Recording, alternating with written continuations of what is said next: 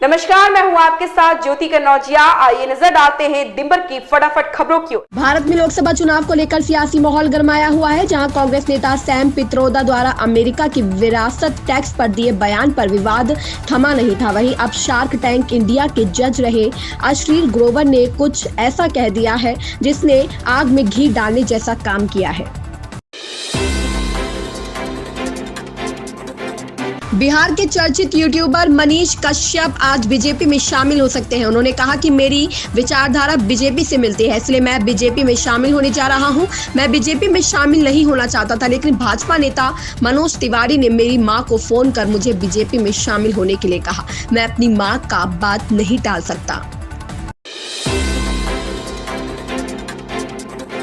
दिल्ली की तिहाड़ जेल में कैदियों के बीच झड़प हो गई। कैदियों ने एक दूसरे पर सुए से हमला किया, जिसमें 4 कैदी घायल हो गए। इस घटना के बाद एक बार फिर आम आदमी पार्टी ने तिहाड़ जेल में मुख्यमंत्री अरविंद केजरीवाल की जान को खतरा बताया है। आम आदमी पार्टी के राज्यसभा सांसद संजय सिंह ने कहा है कि अरविंद केजरीवाल के साथ भी ये लोग ऐसी किसी घटना को अंजाम दिला सकते हैं।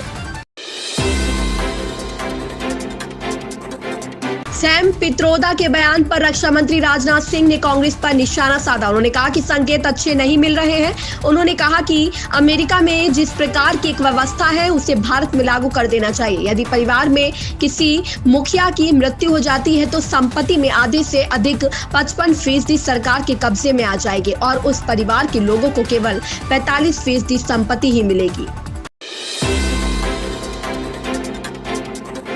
बहुजन समाज पार्टी की राष्ट्रीय अध्यक्ष एवं पूर्व मुख्यमंत्री मायावती अमेरिका की तरह देश में भी विरासत टैक्स की पैरवी करने पर कांग्रेस को आड़े हाथों लिया है। बृहस्पतिवार को जारी अपने बयान में उन्होंने कहा कि कांग्रेस को उसकी दागदार विरासत से मुक्ति मिलना मुश्किल है।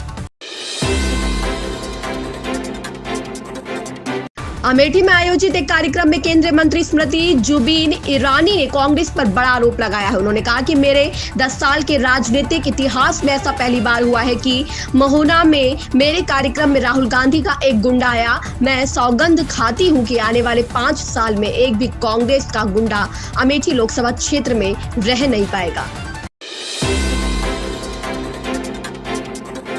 बॉलीवुड सुपरस्टार सलमान खान इन दिनों लगातार सुर्खियों में छाए हुए हैं। अभिनेता के घर पर 14 अप्रैल को हुई गोलीबारी की घटना के मामले में पुलिस की कार्यवाही लगातार जारी है। अब इस मामले में चल रही जांच के बीच मुंबई पुलिस की क्राइम ब्रांच ने आज गुरुवार 25 अप्रैल को गृह मंत्रालय को पत्र लिखकर गैंगस्टर लॉरेंस बिश्नोई के भाई अनमोल बिश्नोई के खिलाफ लुक आउट सर्कुलर जारी करने को कहा है।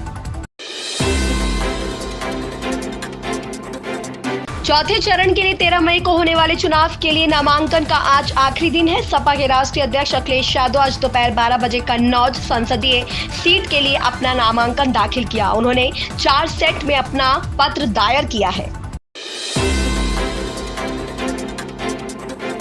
जम्मू लोकसभा सीट पर 26 अप्रैल शुक्रवार को दूसरे चरण में मतदान होने जा रहा है। मतदान सुबह 7 बजे से शुरू होकर शाम 6 बजे तक जारी रहेगा। गुरुवार सुबह से ही पोलिंग बूथ पर पोलिंग पार्टियों के दल पहुंचना शुरू हो गए हैं। ईवीएम व जरूरी कागजात लेकर पोलिंग अधिकारी मतदान केंद्रों के लिए रवाना होना शुरू हो गए हैं। मुख्यमंत्री सुखविंदर सिंह सुक्खू ने बुधवार को गगन एयरपोर्ट पहुंचने पर कहा कि जल्द ही टिकटों की घोषणा कर दी जाएगी। कांग्रेस पार्टी चुनावी प्रचार में जुट चुकी है। उन्होंने कहा कि वे धर्मशाला भी आए थे, तब भी चुनावी प्रचार ही था। हमारे सभी प्रत्याशी चुनाव चिन्ह का प्रतिनिधित्व करेंगे। इन खबरों में बस इतना ही। बने रहें हमारे साथ।